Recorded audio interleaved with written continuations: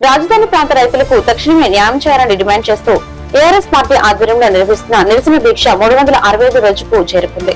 ఈ సందర్భంగా వ్యవస్థాపకుడు జంజనం కోటేశ్వరరావు మాట్లాడుతూ అమరావతి అభివృద్ధి కోసం నమ్మి భూములు ఇచ్చిన రైతులకు గతంలో ప్రభుత్వం ఇచ్చిన హామీలను పూర్తిగా నెరవేర్చడంలో ప్రస్తుత కుటుంబ ప్రభుత్వం నిర్లక్ష్యం వహిస్తుందని కోటేశ్వరరావు మండిపడ్డారు. రైతుల పట్ల అన్యాయంగా వ్యవహరిస్తున్న వారిపై ఆయన ఆగ్రహం వ్యక్తం చేశారు. రాజధాని ప్రాంత రైతుల సమస్యలు పూర్తిగా పరిష్కారం అయ్యే వరకు తమ పార్టీ తరఫున పోరాటాన్ని ఆపే ప్రసక్తే లేదని స్పష్టం చేశారు. పాలకులు ప్రజలు అసలు సమస్యలు పట్టించుకోవడం లేదని ఆరోపించారు. అమరావతి రాజధాని ప్రాంత సమగ్ర అభివృద్ధి, భూమినిచ్చిన అన్నదాతల హక్కుల పరిరక్షణ కోసం ప్రభుత్వం కాలయాపన చేయకుండా తక్షణమే స్పందించి తగిన చర్యలు చేపట్టాలని ఆయన డిమాండ్ చేశారు.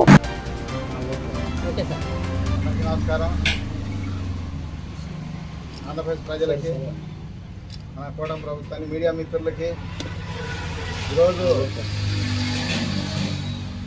ఏరువాక పౌర్ణమి సందర్భంగా, అలాగే ముఖ్యంగా మన ఈ యొక్క ఏఆర్ఎస్ పార్టీ జేకేఆర్ 365 రోజులు రైతు రిలే నిరసన దీక్ష కొనసాగడం జరుగుతూ ఉంది. అలాగే ఈ రాష్ట్రంలో ఈ దేశం మొత్తం కూడా పంటలు బాగా పండి రైతులు సంతోషంగా ఉండి అందరికీ కూడా తిను పదార్థాలు, ఆహార ధాన్యాలు అన్నీ కూడా బాగా పండించి బాగా ఉండాలని చెప్పి కోరుకుంటా ఉన్నాను. వ్యాపారస్తులు కానీ, రైతులు కానీ, రైతు కూలీలు కానీ, ముఖ్యంగా మన మీడియా మిత్రులందరికీ కూడా నమస్కారం అండి. ఒకసారి అయితే ఈ యొక్క సెకండ్ కూలింగ్ మీద ఇంకా ఎటువంటి స్పష్టత అయిన హామీ రావట్లేదు.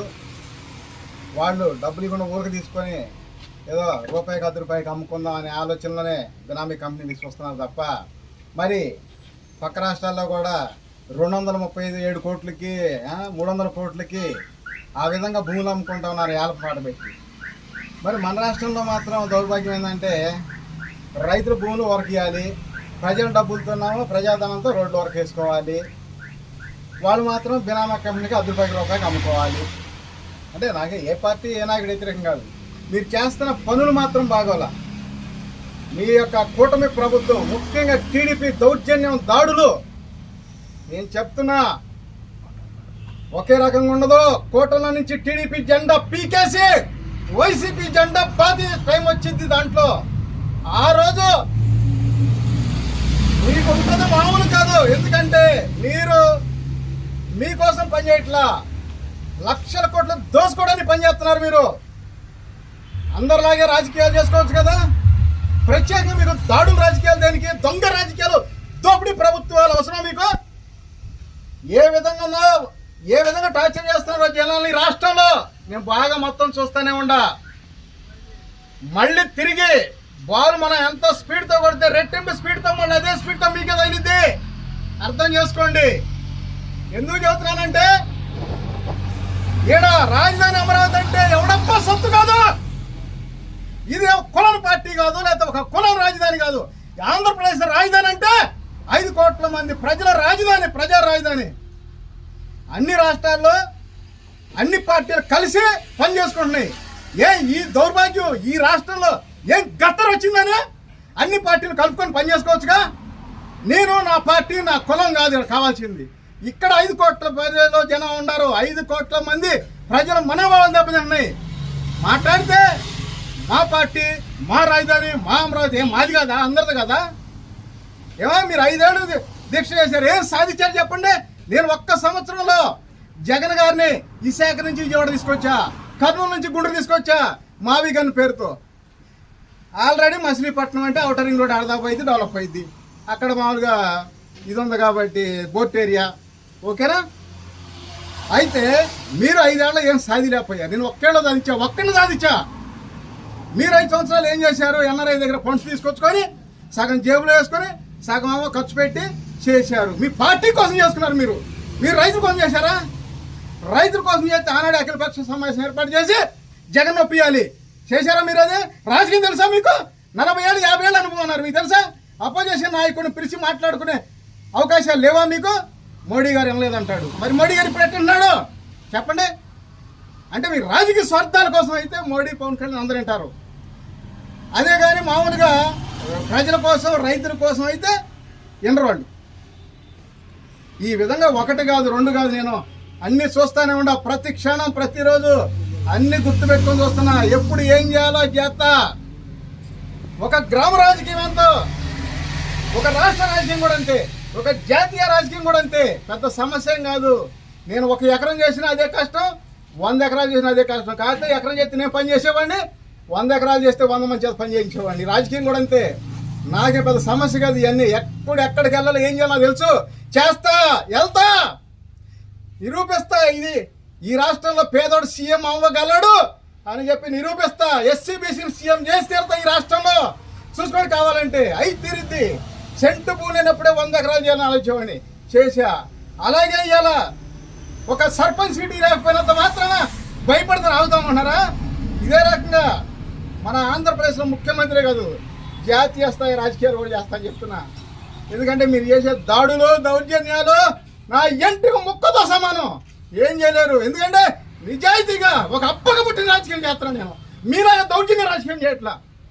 కావాలంటే చూసుకోండి ఏ రాజకీయం చేస్తున్నాం, ఎలాంటి రాజకీయం చేస్తున్నాం. మీలాగా దోపిడీ రాజకీయాలు, దొంగ రాజకీయాలు చేయటంలా నిజాయితీగా నిప్పు లాంటి రాజకీయం చేస్తున్నాం. ఎందుకంటే నేను నిజాయితీగా ప్రజల కోసం కష్టపడి పనిచేయాలి, ప్రజల్ని సీఎం చేయాలి. పేదోడు సీఎం చేస్తే ఎలా ఉంటుందో చూపించి తీరుతానని చెప్పి నేను చెబుతున్నా.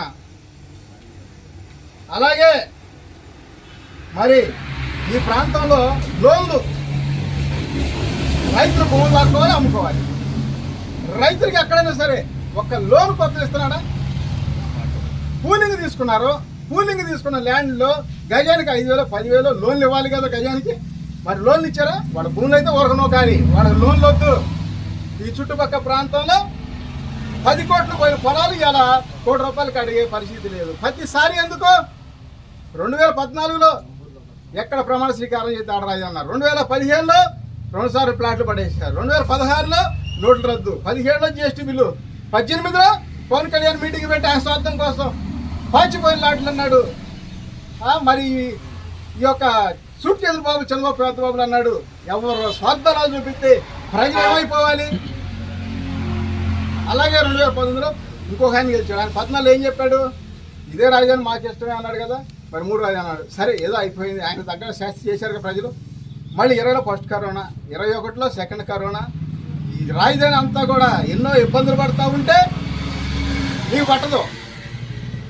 పోయి చేపల కూర తిప్పుకోను, కుర్తి నీళ్ళు తిప్పుకోను, చేపల కూర వండా. నేను చిన్నప్పుడే పని చేసుకోలేదా? లేదా మీ నాన్న మేమ పని నేర్పలేదా మీకు? ఇప్పుడు అవసరమా? కళ్ళు దాగా తాటి ముంజలదేనా? ఏమాది వాలంటీర్ 3 ఏళ్ళు ఇస్తే వారలేకపోయావు. వాళ్ళు పంచుతారు కదా పెన్షన్, మీరు పంచేది పెన్షన్లు మీ డబ్బా? ఎవడబ్బా సొత్తు? మీరు అంటే ప్రజలకు కష్టం అయ్యేది, ప్రజలు కట్టిన ట్యాక్స్లు అయ్యాయి, వాడు పంచుకుంటారా? మీరు పంచేది మాట్లాడితే డబ్బులు 1 కాదు 2 కాదు, మొత్తం టోటల్ తప్పు.